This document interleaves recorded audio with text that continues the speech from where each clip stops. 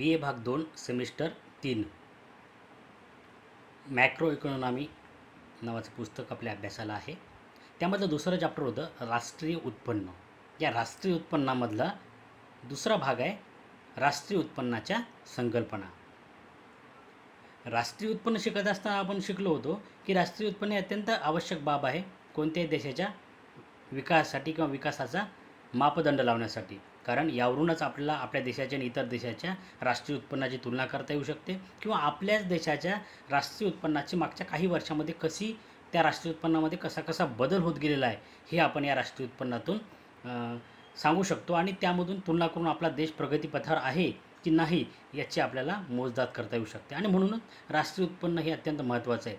तसंच महत्त्वाचं आहे राष्ट्रीय उत्पन्नाच्या वेगवेगळ्या संकल्पना आणि म्हणूनच ह्या संकल्पनासुद्धा आपण या प्रकरणामध्ये या लेक्चरमध्ये शिकणार आहोत. पहिलं आहे स्थूल राष्ट्रीय उत्पादन, ज्याला ग्रॉस नॅशनल प्रोडक्ट GNP असं म्हणतात. स्थूल राष्ट्रीय उत्पादन म्हणजे एका वर्षाच्या कालखंडात जेवढ्या अंतिम वस्तू व सेवा यांचे उत्पादन केले जाते त्यांची पैशात व्यक्त केलेली किंमत होय. यात घसारा खर्च समाविष्ट असल्याने त्यास मिश्र राष्ट्रीय उत्पन्न असे म्हणतात. बघा की स्थूल राष्ट्रीय उत्पादन म्हणजे काय, एका वर्षाचा कालखंड जर आपण गृहीत धरला असेल तर या वर्षाच्या कालावधीमध्ये किती आपण अंतिम वस्तू आणि सेवाची निर्मिती केली. अंतिम वस्तू म्हणजे काय की जी वस्तू आता उपभोग करण्यास योग्य आहे किंवा ती आता त्याच्यावर कोणतीही प्रक्रिया करण्याची गरज नाही, आता ती उपभोगासाठी तयार आहे. अशा वस्तू आणि सेवा यांचे पैशातील मूल्य तयार केले जाते. यात घसारा खर्च समाविष्ट असल्याने त्यास मिश्र राष्ट्रीय उत्पन्न असं सुद्धा म्हणतात. म्हणजे यामधून घसारा वजा केला जात नाही. घसारा म्हणजे काय तर भांडवली खर्च, भांडवलाचा देखभालीचा खर्च की जो या राष्ट्रीय उत्पन्नामधून वजा केला जात नसल्यामुळे यास मिश्र राष्ट्रीय उत्पन्न असं सुद्धा म्हणतात.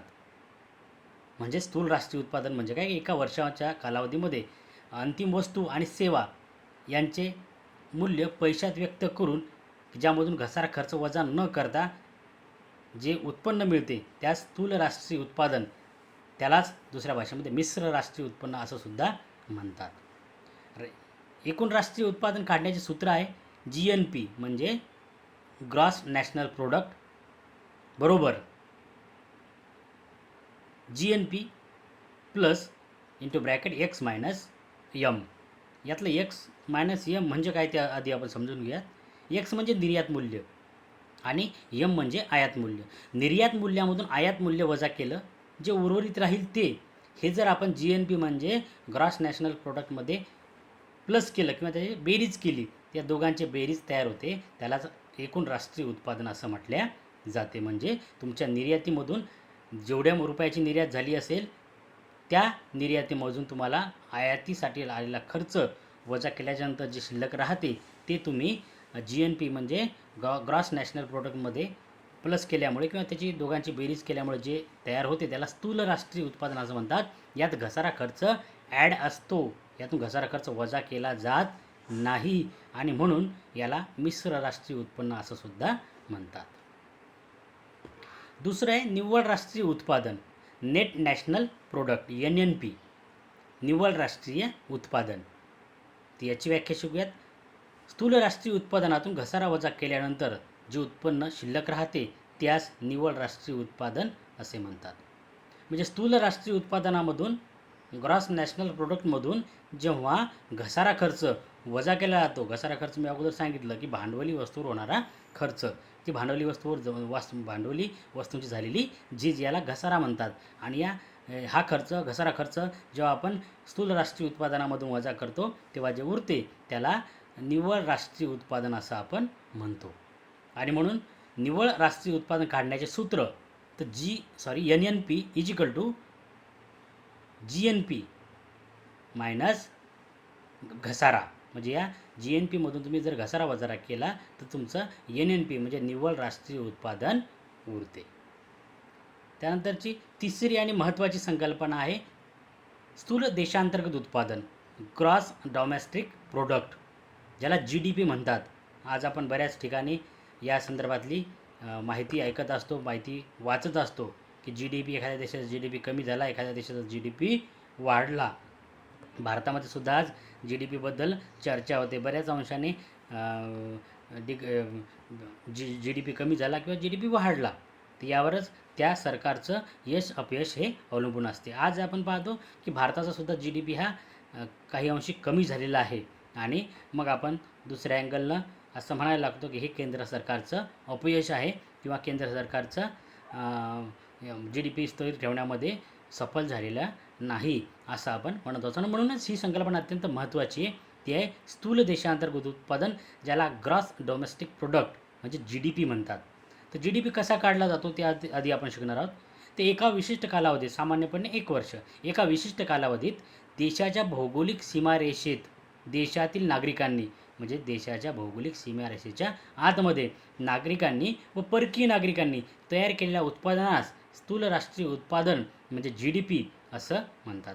म्हणजे ज्या देशाच्या सीमा आहे, जसं भारताचं आपण म्हटलं तर भारताचा नकाशा डोळ्यासमोर ठेवला तर त्या भारताच्या नकाशाच्या आतमधील भूभागामध्ये देशातील नागरिकांनी आणि परकीय नागरिकांनी तयार केलेल्या उत्पादनास स्थूल देशांतर्गत उत्पादन असे म्हणतात. थोडक्यात देशाच्या भौगोलिक सीमेच्या आत एका वर्षात निर्माण झालेल्या सर्व अंतिम वस्तू व सेवांच्या बाजारभावांची बेरीज म्हणजे स्थूल देशांतर्गत उत्पादन होय. या सकल घरेलू उत्पादन असे सुद्धा म्हणतात. देशांतर्गत उत्पादन म्हणजे सीमारेषेच्या आतमधील देशातील नागरिकांनी आणि परकीय नागरिकांनी यांचं जे उत्पादन असेल किंवा यांनी जे अंतिम वस्तू आणि सेवाची जी निर्मिती केली असेल त्याचं बाजारभावानुसार त्याच्या किमती, त्या वस्तू आणि सेवा यांचे बाजारभावानुसार बेरीज करून त्याला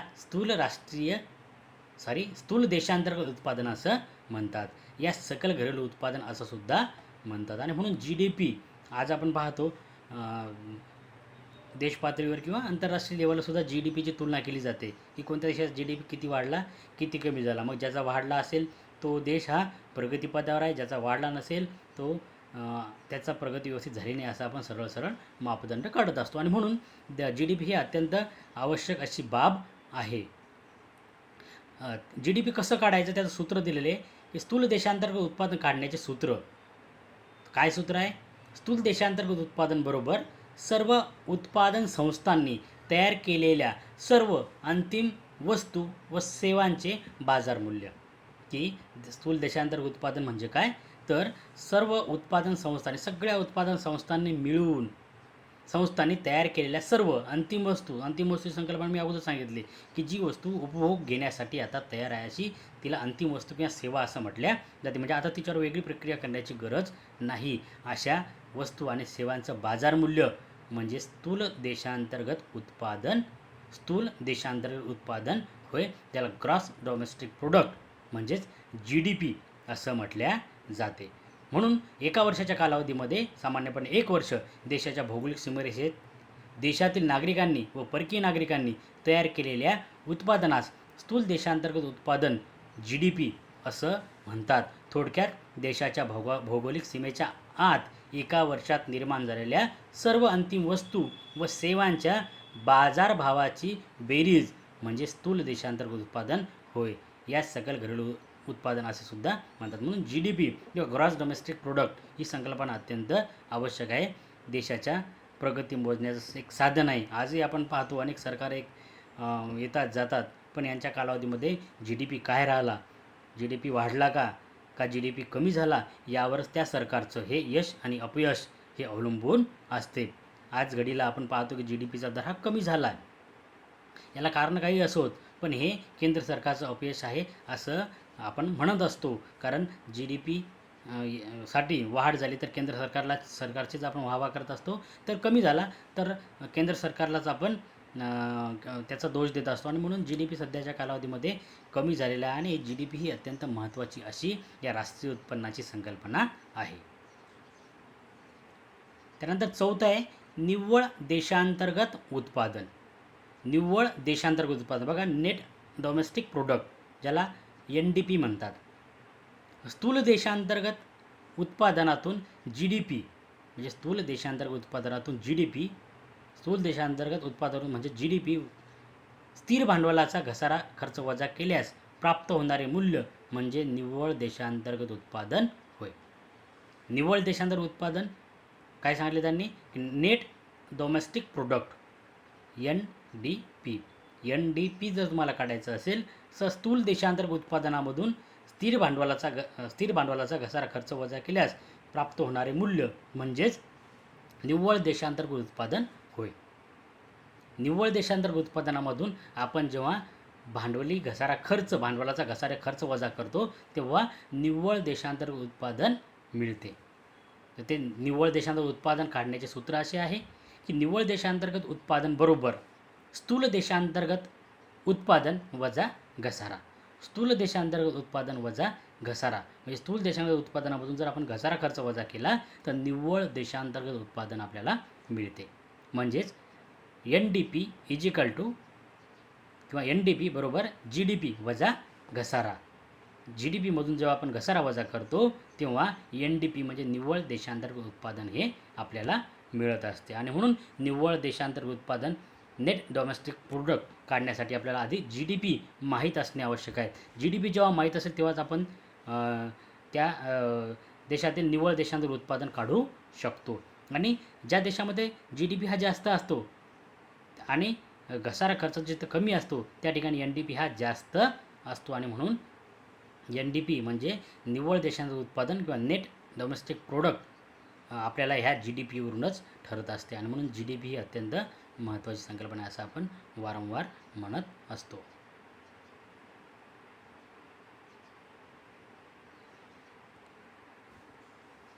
त्यानंतर आहे महत्त्वाची संकल्पना दरडोई उत्पन्न, पर कॅपिटल इन्कम, ज्याला आपण दरडोई उत्पन्न म्हणतो. दरडोई उत्पन्न जसं GDP एक संकल्पना महत्त्वाची अत्यंत महत्त्वाची होती तशीच दरडोई उत्पन्न ही सुद्धा एक संकल्पना अत्यंत महत्त्वाची आहे. कारण कोणत्याही देशाच्या एकूण राष्ट्रीय उत्पन्नास त्या देशातील एकूण लोकसंख्येने भागितल्यास संबंधित देशाचे दरडोई उत्पन्न कळते. दरडोई उत्पन्नावरून आपण वेगवेगळ्या देशामधील तुलना करू शकतो. तसेच आपल्या देशातील मागच्या 10 वर्षात मागच्या 50 वर्षामध्ये की दरडोई उत्पन्नामध्ये कसा कसा बदल होत गेलेला आहे यावरून आपण त्या देशातील राहणीमानाचा दर्जा, त्या देशातील नागरिकांची एकूण आर्थिक परिस्थिती ही आपल्याला लक्षात येत असते. आणि त्यामुळं दरडोई उत्पन्न अत्यंत महत्त्वाची संकल्पना आहे. इतर देशाशी तुलना करून सुद्धा आपण आपल्या देशातील राहणीमान कसं आहे किंवा आपल्या देशातील लोकांना राहणीमानाचा दर्जा उच्च आहे की निम्न आहे हे आपण ठरवू शकत असतो. आणि म्हणून दरडोई उत्पन्न अत्यंत महत्त्वाची संकल्पना आहे. दरडोई उत्पन्न कसं काढायचं तर कोणत्याही देशाच्या एकूण राष्ट्रीय उत्पन्नास त्या देशातील एकूण लोकसंख्येने भागितल्यास संबंधित देशाचे दरडोई उत्पन्न मिळत असते. दरडोई उत्पन्नावरून त्या देशातील राहणीमानाची कल्पना येते, तसेच एखाद्या देशातील लोकांच्या आर्थिक प्रगतीची कल्पना येते, तसेच इतर देशाच्या दरडोई उत्पन्नाची तुलना करून त्या देशाचा आर्थिक विकास किती झाला याची सुद्धा आपल्याला कल्पना येऊ शकते. आणि म्हणूनच दरडोई उत्पन्नाची संकल्पना ही अत्यंत महत्त्वाची संकल्पना आहे. दरडोई उत्पन्न कसं काढायचं, त्याचं सूत्र काय, दरडोई उत्पन्न काढण्याचं सूत्र काय, तर सूत्र आहे दरडोई उत्पन्न बरोबर एकूण राष्ट्रीय उत्पन्न. दरडोई उत्पन्न बरोबर एकूण राष्ट्रीय उत्पन्न भागेला देशाची एकूण लोकसंख्या. म्हणजे एकूण राष्ट्रीय उत्पन्नाला जेव्हा आपण लोकसंख्येने भागतो तेव्हा दरडोई उत्पन्न हे मिळत असते. आणि म्हणूनच दरडोई उत्पन्न ही अत्यंत महत्त्वाची संकल्पना असल्याचं आपल्याला दिसून येते. वेगवेगळ्या संकल्पना आपण पाहिल्या राष्ट्रीय उत्पन्नाच्या. आता आपल्याला शिकायचं राष्ट्रीय उत्पन्नाच्या अध्ययनाचे महत्त्व. राष्ट्रीय उत्पन्नाच्या अध्ययनाचे महत्त्व आपल्याला शिकायचं आहे. राष्ट्रीय उत्पन्न अध्ययनाचे महत्त्व पहिलं होतं एक अर्थव्यवस्थेच्या स्वरूपाची कल्पना येते. राष्ट्रीय उत्पन्नावरून आपल्याला अर्थव्यवस्थेच्या स्वरूपाची कल्पना येते की आपली अर्थव्यवस्था कशी आहे. म्हणजे आपली अर्थव्यवस्था ही प्रगतीपथावर आहे की आपली अर्थव्यवस्था ही किंवा आपल्या अर्थव्यवस्थेची गती विकासाची गती अत्यंत कमी आहे याची कल्पना आपल्याला राष्ट्रीय उत्पन्नावरून येत असते. कारण आपण आपल्या देशाची सुद्धा मागच्या काही वर्षाची तुलना करतो, तसेच आपण इतर देशाशी सुद्धा आपल्या राष्ट्रीय उत्पन्नाची तुलना करत असतो. आणि त्यामुळे आपल्या देशाचे अर्थव्यवस्थेचे स्वरूप आपल्याला यावरून लक्षात येत असते. आणि म्हणूनच राष्ट्रीय उत्पन्नाच्या अध्ययनात सगळ्यात महत्त्व आहे की राष्ट्रीय अर्थव्यवस्थेच्या स्वरूपाची कल्पना आपल्याला यामुळे येत असते. त्यानंतर दरडोई उत्पन्न काढता येते. याच्या अगोदरच आपण पॉईंट शिकलो की एकूण राष्ट्रीय उत्पन्नावरून आपल्याला दरडोई उत्पन्न काढता येते. एकूण राष्ट्रीय उत्पन्नाला आपण त्या देशातील लोकसंख्येने भागितल्यास आपल्याला दरडोई उत्पन्न मिळते. आणि म्हणून दरडोई उत्पन्न हे एक विकासाचं मोजमाप करण्याचं एक साधन आहे, की आपल्या दरडोई उत्पन्न किती आहे त्यावरून आपल्या देशातील लोकांच्या राहणीमानाची कल्पना आपल्याला येऊ शकते. त्यांचा उपभोग किती आहे, त्यांचा खर्च किती आहे याची साधारण आयडिया आपल्याला येऊ शकते. आणि इतर देशाशी तुलना करून आपल्या देशाच्या नागरिकांची काय परिस्थिती आहे हे सुद्धा आपण या दरडोई उत्पन्नावरून काढू शकत असतो. आणि म्हणूनच राष्ट्रीय उत्पन्नाच्या अध्ययनाचं दुसरं महत्त्व आहे की दरडोई उत्पन्न काढता येते. तिसरं आहे राष्ट्रीय उत्पन्नाची वाटणीची कल्पना येते. राष्ट्रीय उत्पन्नाच्या वाटणीची कल्पना येते म्हणजे एकूण राष्ट्रीय उत्पन्न आपल्या देशामध्ये ते कसं विभागलेलं आहे. म्हणजे राष्ट्रीय उत्पन्न हे एकूण लोकसंख्येमध्ये कसं विभागलेलं आहे म्हणजेच काय तर की किती लोकांना किती उत्पन्नाचा वाटा मिळतो आपल्या देशात. किंवा आपल्या देशात जर आपण पाहिलं तर राष्ट्रीय उत्पन्नातील मोठा हिस्सा हा कमी लोकांना मिळतो आणि कमी हिस्सा जास्त लोकांना मिळतो. म्हणजे कमी लोकांना जास्त हिस्सा मिळतो. म्हणजे काही लोक खूप आपल्याकडे श्रीमंत आहेत तर काही लोक आपल्याकडं खूपच गरीब आहेत. म्हणजे राष्ट्रीय उत्पन्नाची कल्पना येते आणि यामुळे देशामध्ये आर्थिक समानता आहे का आर्थिक विषमता आहे याचीसुद्धा कल्पना आपल्याला या राष्ट्रीय उत्पन्नाच्या अध्ययनातून येत असते. आणि म्हणूनच राष्ट्रीय उत्पन्नाच्या वाटणीची कल्पना येते हे सुद्धा एक राष्ट्रीय उत्पन्नाच्या अध्ययनाचं एक महत्त्व आहे. त्यानंतर आहे नंबर 4 आंतरराष्ट्रीय तुलना करता येते. आंतरराष्ट्रीय तुलना करता येते म्हणजे काय की आपल्या देशाचं राष्ट्रीय उत्पन्न किती आहे, इतर प्रगतशील देश असतील जसं अमेरिका असेल की त्यांचं राष्ट्रीय उत्पन्न किती, मग त्या तुलनेत आपण कुठं आहोत याची तुलना करता येते. आणि म्हणून आपण आहोत त्या स्थितीमध्ये आपल्याला सुधारणा करायची असेल तर कोणकोणते नवीन बदल करावे लागतील किंवा काय काय सुधारणा करावे लागतील. आणि मग आंतरराष्ट्रीय तुलना केल्यामुळे आपल्या सध्याची पोझिशन आपल्या लक्षात येते आणि मग आपण आपल्या विकासावर लक्ष केंद्रित करत असतो. आणि म्हणून आंतरराष्ट्रीय तुलना करण्याकरता सुद्धा राष्ट्रीय उत्पन्न अध्ययन एक महत्त्वाचं गोष्ट आहे. त्यानंतर नंबर 5 राष्ट्रीय विकास योजना आखताना उपयुक्त. राष्ट्र लेवलला किंवा केंद्र लेवलला ज्या वेगवेगळ्या प्रकारच्या विकास योजना राबवाव्या लागतात ते आपल्याला राष्ट्रीय उत्पन्नातून लक्षात येते की मग किती लोकांचा उत्पन्न गट काय आहे, ते उत्पन्न किती कमवतात, कमी उत्पन्न गटातील लोक किती आहेत, जास्त उत्पन्न गटातील लोक किती आहेत. मग कमी उत्पन्न गटातील लोक असतील यांच्या वाढीसाठी किंवा यांच्या विकासासाठी आपण काय प्रयत्न करू शकतो, मग कोणकोणत्या योजना आपण राबवल्या म्हणजे या लोकांच्या आर्थिक स्थितीमध्ये सुधारणा होईल. आणि म्हणूनच राष्ट्रीय विकास योजना आखतानासुद्धा या राष्ट्रीय उत्पन्नाच्या अध्ययनाचं महत्त्व अत्यंत अधिक आहे, जास्त आहे. नंबर 6 आहे योजनेद्वारा झालेल्या प्रगतीचे मोजमाप करण्यासाठी उपयुक्त. एखादी योजना मागच्या काही वर्षापासून सुरू आहे, मग ही योजना राबवल्यामुळे या लोकांच्या उत्पन्नामध्ये काय बदल झाला, त्याचं उत्पन्न वाढलं का, याचं मोजमाप किंवा याचं मूल्यमापन आपण राष्ट्रीय उत्पन्नाच्या माध्यमातून करू शकतो. म्हणजे एखादी योजना जर राबवणं चालू असेल तर ती योजना योग्य आहे का किंवा तिचं योग्य मार्गक्रमण सुरू आहे का हे आपण त्या राष्ट्रीय उत्पन्नावरून आपल्याला ते कळू शकते. कारण या लोकांच्या राष्ट्रीय उत्पन्नात मग गेल्या काही वर्षात कशी बदल झाला का, मुळात झाला असेल तो किती झाला, त्यावरूनच त्या योजनेची प्रगती झाली का, त्या योजने वापरल्यामुळे काही प्रगती झाली का याचं मोजमाप आपण करू शकतो. आणि हे निव्वळ राष्ट्रीय उत्पन्नामुळेच शक्य होऊ शकते, राष्ट्रीय उत्पन्नाच्या अध्ययनामुळेच शक्य होऊ शकते. आणि म्हणून राष्ट्रीय उत्पन्नाचे अध्ययन करणे अत्यंत महत्त्वाची गोष्ट आहे. त्यानंतर नंबर 7 आहे अंदाजपत्रक तयार करताना उपयुक्त. आपण दरवर्षाला पुढच्या वर्षाचं अंदाजपत्रक सादर करत असतो. देशाचे वित्तमंत्री ते अंदाजपत्रक सादर करत असतात. मग या अंदाजपत्रकामध्ये कोणकोणत्या बाबीवर आपण भर द्यावा, कोणत्या गोष्टीला आपण जास्त महत्त्व द्यावं, कोणत्या गोष्टीला महत्त्व देऊ नये, ही आपल्याला राष्ट्रीय उत्पन्नातून लक्षात येत असते. कारण राष्ट्रीय उत्पन्नामधून आपल्याला लक्षात येते की कोणत्या लोकांच्या उत्पन्नामध्ये वाढ झाली, किती लोकांच्या उत्पन्नामध्ये वाढ झाली नाही, ज्या लोकांच्या उत्पन्नामध्ये वाढ झाली ती कोणत्या कारणामुळे झाली, किंवा काही लोकांच्या उत्पन्नात जर वाढ झाली नसेल तर ती कोणत्या कारणामुळे झाली, कोणत्या कारणामुळे त्यांच्या उत्पन्नात वाढ झाली नाही, या दोन्हीचा विचार करून, या दोन्हीचा अभ्यास करून आपल्याला अंदाजपत्रक तयार करावं लागते की ज्यांच्या उत्पन्नात वाढ झाली नाही त्या लोकांच्या उत्पन्नात आता कशी वाढ करता येईल, त्यांना कोणकोणत्या योजना आपल्याला देता येतील, त्यांना योजनाचं पाठबळ देऊन त्या लोकांना पुन्हा कसं उभं करता येईल हे आपण या अंदाजपत्रकामध्ये मांडत असतो. अंदाजपत्रकानुसार आपण वेगवेगळ्या प्रकारची योजना राबवत असतो. आणि अंदाजपत्रक जर तयार करायचं असेल तर तुम्हाला राष्ट्रीय उत्पन्नाच्या अध्ययन अत्यंत महत्त्वाचं आहे.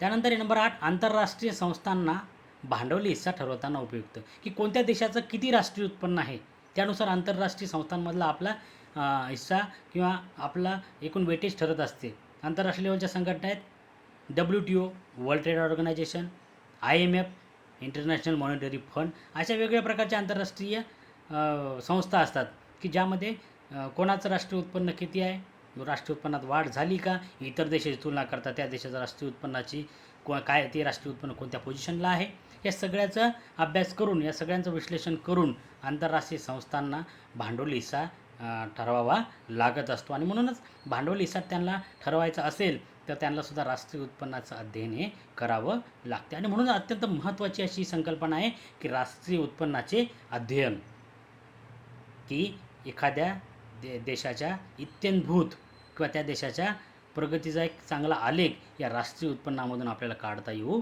शकतो. आणि ही बाब अत्यंत महत्त्वाची आहे, कारण एखादा देश प्रगतीपथावर आहे का, तो अविकसित आहे, विकसनशील आहे की विकास झालेला देश आहे, हे आपल्याला या राष्ट्रीय उत्पन्नाच्या आकडेवारीवरून निश्चित लक्षात येत असते. तसेच दरडोई उत्पन्न आहे, GDP आहे, अशा वेगवेगळ्या संकल्पना आपण या प्रकरणामध्ये शिकल्या की ज्या अत्यंत महत्त्वाच्या होत्या. GDP, ग्रॉस डोमेस्टिक प्रोडक्ट किंवा दरडोई उत्पन्न शिकलो आपण, की एखाद्या व्यक्तीच्या दरडोई उत्पन्न पर हेड इन्कम या व्यक्तीच्या उत्पन्नामध्ये कसा कसा बदल होत गेला आणि म्हणून त्याच्या राहणीमानात कसे कसे बदल झाले हे सुद्धा आपल्याला दरडोई उत्पन्नावरून लक्षात येते. आणि म्हणून राष्ट्रीय उत्पन्नाच्या सगळ्याच्या संकल्पना आहेत त्या अत्यंत महत्त्वाच्या आहेत. कोणताही देश असेल त्या सगळ्या संकल्पनावर त्यांना आपला फोकस ठेवावा लागतो, कारण देश प्रगतीपथावर आहे किंवा नाही हे शोधण्याचं किंवा हे पाहण्याचं एक माध्यम हे राष्ट्रीय उत्पन्न, GDP असेल किंवा दरडोई उत्पन्न असेल, ह्या सगळ्या संकल्पना अत्यंत यासाठी अभ्यासणं अत्यंत महत्त्वाच्या आहेत.